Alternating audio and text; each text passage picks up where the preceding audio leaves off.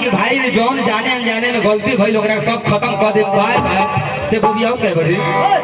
तो हमू तो प्यारे से कहनी हो तू कहला जा तनी तो भाई बाय बाय तो हम कहनी जा तो भाई हमरा का तो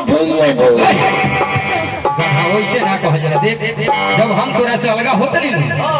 तो हम जब तोरा कहनी है बाय बाय तेहू हमरा कहते बाय बाय बाय बाय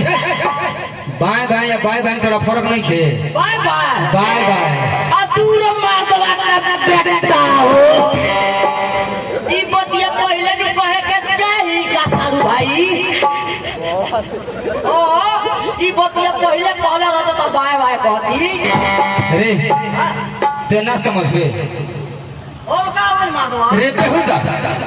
सब बात अबे कह देनी फिर हमरा के कह दे मार दो हम तोर मार दो बेटा ही रे ओई पाका है लोहेड़ी आदमी से आज भेंट होई हम लोहेड़ी बानी के तेल हेड़ी बानी रे ओई तो माधवा झगड़ा किन के करे वाला है आदमी बात हम झगड़ा किन दे ते साला गलत बात बोलते काहेला गलत बात बोलते रे ए तुम्हारे माधवा का बेटा करने न का हो गई मार दो का बेटा हमरा गाली लागेला उ मत दी माधवा का बेटा करे तो गाड़ी हो गया गाली हो माधवा का बेटा गाड़ी ना हो गए कौन सी हो हम सब पूछो ना हम बताओ रे बताओ कौन सी हो मान के चलो भाई हाँ मान के चलो अच्छा आ केहू का बेटा बेटे न होगो बेटा अरे बेहुदा हम अपन बाप के बेटा है तो तोहरा के नाम कौन है बेटा हमार एगो अच्छा तोर मन एगो बेटा बा हां बेटा ना मन बे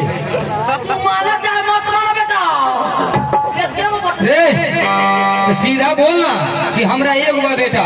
तो उहे तो बतिया कहत नहीं हमारे एगो बेटा तो बेटा तो बेटी कहां से रे तोरा से हम पूछे गई तो मन बात तोरा एगो बेटा बाकी 10 गो बेटा बस हम अपने अपने देख तो मन तारा से बताइए तो का हो बोले बेटा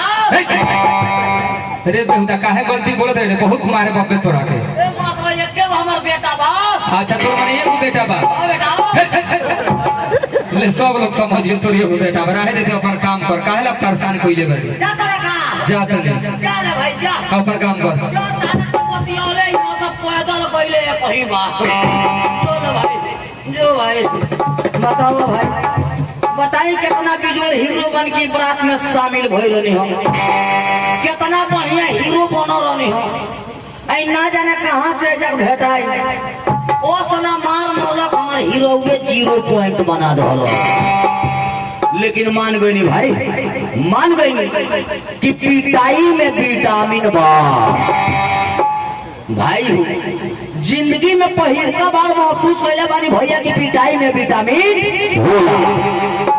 मेरे भाई इतने मारवा वाला बिना हमरो मियाज भकवाइल बोलो हां सुतले सुतले आइला नहीं मियाज भकवाइल बोलो ए जे आवत भोर में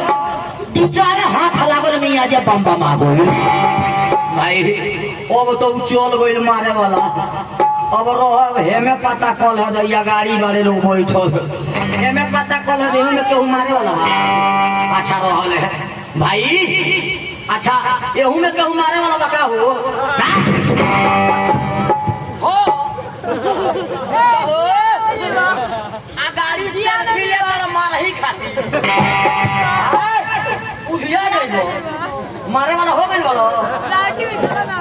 लाठी में चली सुन रहा है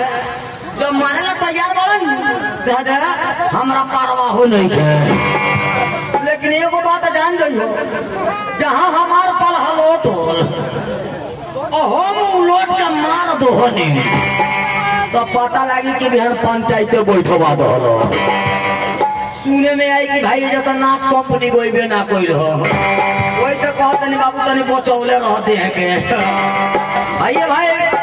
आइटम बाइटम एक कलाकार लोग देख लो यही में कितना लोग शांति बना के आशा लगा के बैठल हो कि जो कार्रवाई आई तो वो के देखते तब तो घरे चल जाए मैंने कहा मतलब भैया हमारा प्रोग्राम देख के